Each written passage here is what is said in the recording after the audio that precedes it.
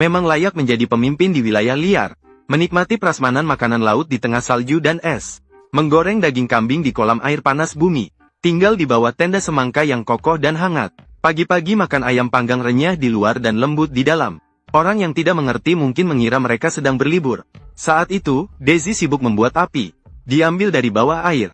Sebuah batu merah kaya akan oksida besi. Hanya perlu mencari sepotong besi lagi untuk menimbulkan percikan api. Mencari selama beberapa belas menit. Benar-benar membuatnya menemukan logam bekas. Untuk menjaga percikan api tetap kering, tidak boleh kurang. Jamur ini menarik perhatian Daisy. Setelah mengumpulkan bahan untuk membuat api, menabrakkan logam bekas dengan batu merah dengan keras. Memukul-mukul untuk sementara waktu. Percikan api baru jatuh ke jamur di bawahnya. Segera dipindahkan ke jerami yang sudah disiapkan sebelumnya. Angin sepoi-sepoi menerpa. Akhirnya api berkobar-kobar seperti yang diinginkan. Menyusun kayu dengan terpisah, agar api unggun terus berkobar. Selanjutnya, Daisy kembali membangun tempat perlindungan tanpa henti. Tanpa alat pemotong. Hanya bisa membakar kayu hingga putus. Saat matahari perlahan terbenam, tempat perlindungan sepertinya tidak akan selesai. Agar tidak tidur di tanah malam itu, dia berencana membangun tempat tidur terlebih dahulu. Menggunakan batu sebagai alas dari tanah. Kemudian menata kayu di atasnya. Terakhir, menambahkan dahan cemara sebagai alas tidur. Sibuk melihat ada beberapa biji pinus di atas cabang. Tanpa ragu langsung dimasukkan ke dalam mulut. Rasanya asam manis sangat segar. Malam itu berbaring di atas tempat tidur yang empuk. Menghangatkan diri di dekat api yang membara. Kualitas hidupnya jauh lebih baik dari Daisy. Di sisi lain, Daisy sedang membangun bendungan di daerah gunung berapi. Dia ingin menahan air panas yang muncul dari bawah tanah. Menahannya untuk membentuk kolam air. Melihat sudah hampir selesai. Segera melepas baju dan berendam di air panas untuk mandi air panas. Di tempat dengan suhu permukaan tanah yang sangat rendah, air lumpur 37 derajat terlihat bersih dan sehat. Setelah tubuh benar-benar terasa hangat, segera mengenakan pakaian dan melanjutkan perjalanan. Setelah memasuki daerah panas bumi, lumut yang dapat dimakan tumbuh di mana-mana. Seperti tanaman putih yang mirip tanduk rusa ini. Itu disebut lumut rusa. Meskipun kering dan tidak terlalu bergizi, tapi setidaknya bisa mengenyangkan perut. Setelah beberapa gigitan, tidak tahan lagi. Langsung bergerak mencari protein. Sementara Daisy nyaman tidur semalaman. Juga berencana pergi mencari makanan. Saat melewati permukaan es, melihat bayangan hitam di bawah air. Mereka pikir mereka beruntung menemukan berudu kecil. Setelah diperhatikan dengan seksama baru terlihat. Itu hanya bayangan air yang mengalir. Daisy yang lapar masuk ke dalam hutan. Beberapa tanaman paku di atas batu ditemukan olehnya. Menggali akar tanpa menyisakan apapun. Duduk dengan puas dan mulai menggigit. Setelah mengonsumsi karbohidrat yang cukup, kembali ke perkemahan untuk melanjutkan pembangunan tempat perlindungan. Kali ini sekaligus menemukan beberapa puluh batang kayu. Menyusunnya rapi dan menopangnya di atas balok yang dibangun kemarin. Kemudian menutupinya dengan lumut tebal untuk melindungi dari hujan. Dengan begitu, didapatkanlah sebuah kamar mewah satu orang yang tahan angin dan air. Melihat berulang kali, Daisy tiba-tiba menjadi khawatir. Balok tidak mampu menahan berat lumut dan roboh. Untuk alasan keamanan, dia kemudian mencari satu batang kayu lagi untuk digunakan sebagai penyangga di bawahnya. Awalnya berpikir bahwa segalanya akan baik-baik saja. Namun tak disangka, keesokan harinya, dengan suara patahan balok, Daisy bangun dari tidurnya dengan penuh kesakitan. Melihat cuaca buruk hujan salju dengan rumah roboh, membuat pikirannya hancur. Mengutuk sambil membersihkan lumut dan kayu. Kali ini mencari kayu yang lebih tebal untuk balok. Tidak heran menanggung badai juga. Namun dibandingkan, keberuntungan Daisy jelas lebih baik. Menemukan kambing liar yang mati. Mengamati dengan seksama, matanya masih utuh. Ini berarti baru mati beberapa hari. Ditambah dengan suhu rendah di tempat ini, daging bisa disimpan lebih lama. Daisy hampir meneteskan air liur karena kelezatan. Segera memotong daging paha yang bagus. Kemudian memikirkan mata kambing lagi. Setelah beberapa tindakan, berhasil mendapatkan bagian terbaik dari kambing. Hanya butuh 5 menit berjalan kaki ke kolam air panas di sebelah. Mulai menyiapkan makan siang hari ini. Lepaskan tali sepatu dan ikat simpul di ujungnya. Tusuk lubang kecil di daging domba. Masukkan tali sepatu ke dalamnya. Dengan begitu, langsung masak dalam air mendidih.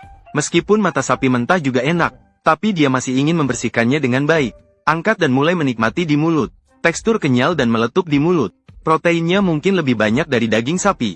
Setelah makan hidangan pembuka, daging domba hampir selesai. Kalau bicara tentang hasil masak di kolam air panas, itu berbeda. Aromanya harum dan dagingnya segar. Rasanya enak sampai ke langit-langit.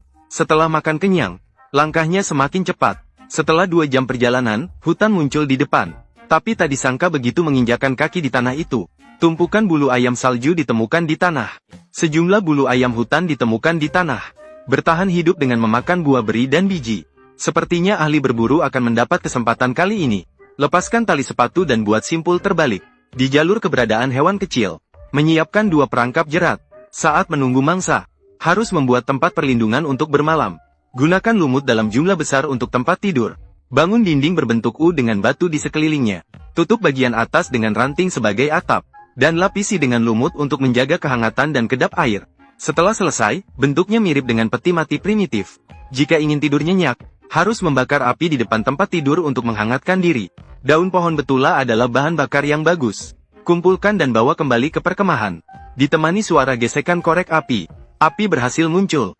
Mereka adalah jenis ayam hutan. Daisy memicu keterampilan pasif 3 hari tanpa makan. Mencari protein di pantai. Membuka batu, ada kutu pasir di bawahnya.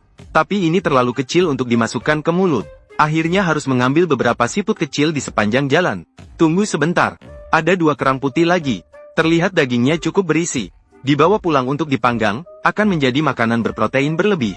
Tidak disangka, begitu kerang panggang dimasukkan ke mulut, nyaris membuat gigi palsunya terlepas.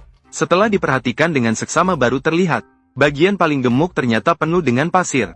Setelah menghilangkan pasir, hanya tinggal sepotong kecil. Setelah makan kerang, langsung beralih ke siput.